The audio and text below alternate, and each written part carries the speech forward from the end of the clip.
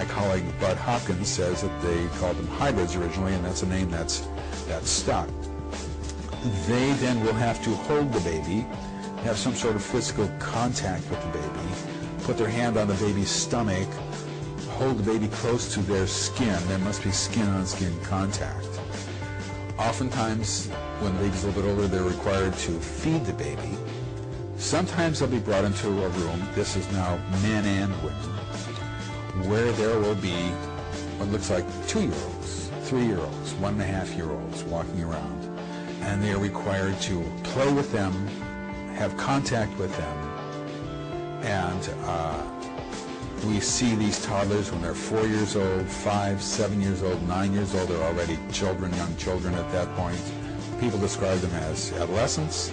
They describe them as young adults. They describe them as adults. And they don't describe them as older adults so much. By the time we see them as adolescents, we see them involved with the abduction phenomenon, performing tasks. They have jobs to do. They're part of the world of abductions, going about their business, doing what's required of them. Let's remember that when Jesus briefed 4 disciples in his confidential briefing on his second coming, he opened his discussion and he closed his discussion with the urgent admonition, let no man deceive you.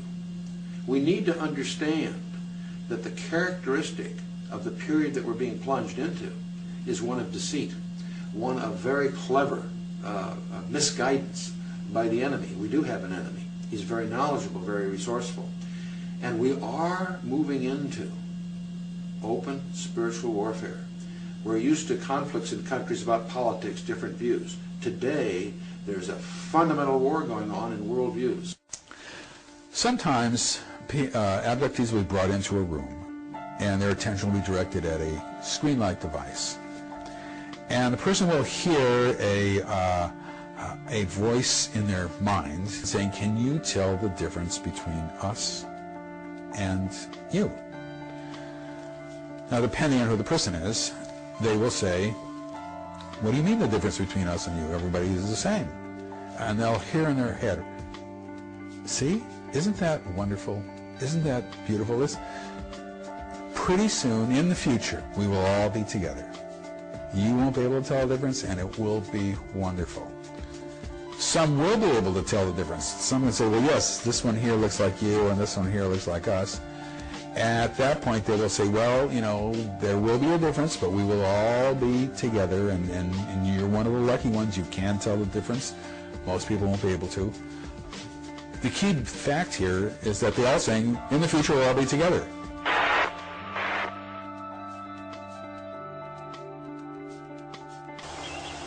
As you follow the progress through the centuries and you see how the power structures have changed, it has been going more and more towards an economical power structure to control the world with money, and that seems to be where it's going.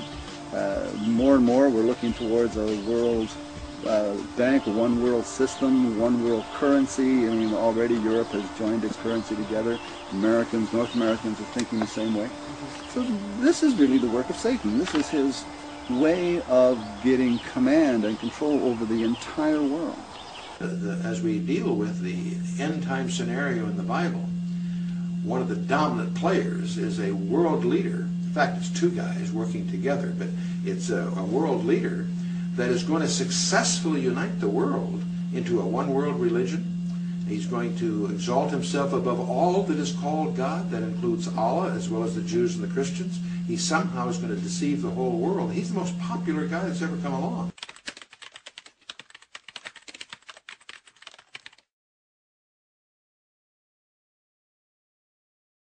There are experts that have studied the Scripture that believe that he could very well have an alien connection or even be one himself.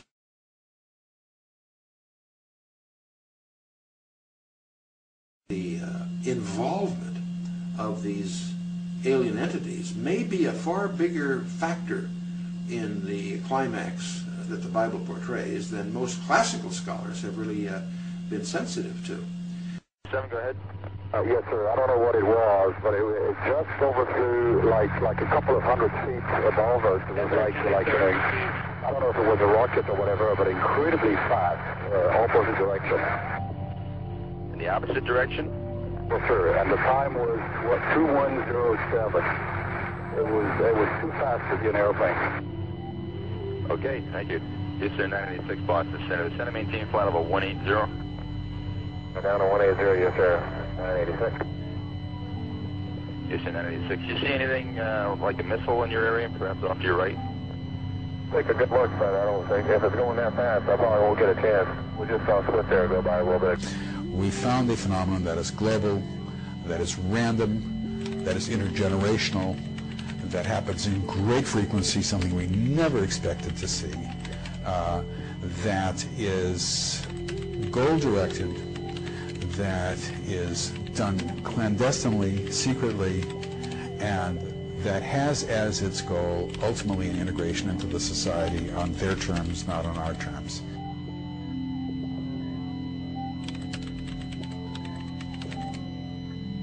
And I think that there's not a lot we can do about it, unfortunately.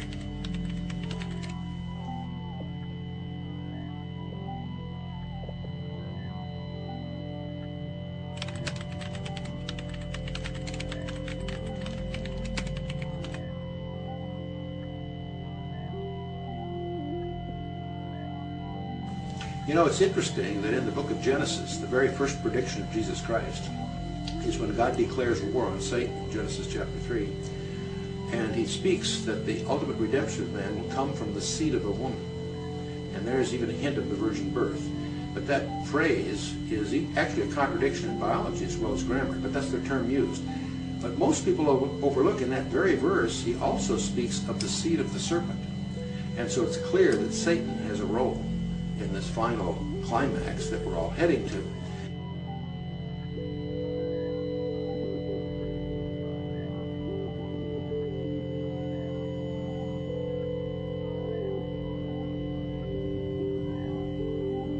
What we think is going on here, because eggs are taken and sperm is taken, that they are joined together in vitro.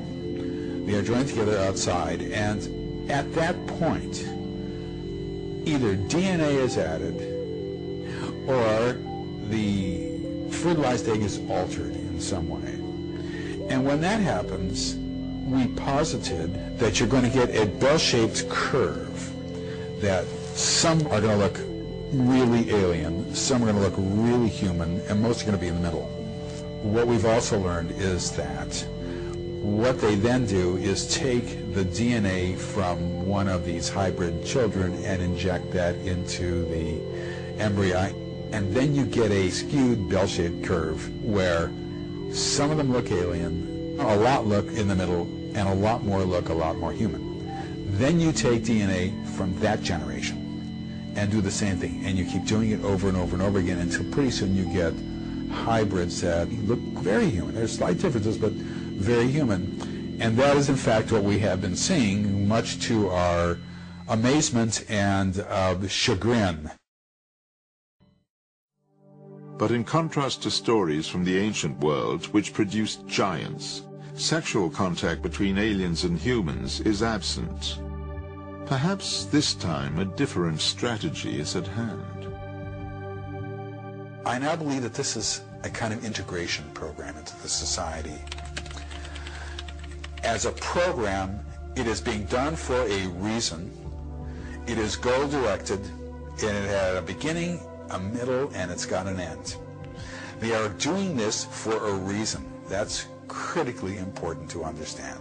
Not only that, this is clandestine. It is secret, and it is secret for a reason. I've been involved with studying UFOs and abductions for over 40 years, and it was always kind of thrilling and exciting. Now it's depressing and fearful, and it's not something that I enjoy hearing.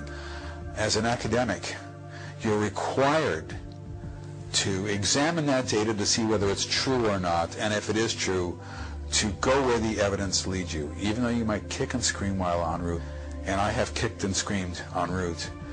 But as an honest academic, you're required to do that. And as a historian, you're required to do that especially. And that is where it has led me. And it has led me into areas that I don't want to go. Not only that, it's embarrassing to talk about this. I understand how completely insane it sounds. I am fully aware of my words, of what I'm saying, and the effect that this has on people. Oh, this is just nuts. And I understand that. But in order to be academically honest, I must say it nonetheless, even though it puts me in a very bad position. I just wish that other people in the scientific community would at least learn a methodology of studying this phenomenon. They haven't done that, and it's not going to happen, from what I can tell. I mean, I can't tell the future, but the chances of that happening are very remote now, because we have looked at every conceivable kind of psychological explanation, and none of them tiene el FLIR, lo estamos viendo en el FLIR. Es un objeto luminoso, lleva rumbo contrario a nosotros.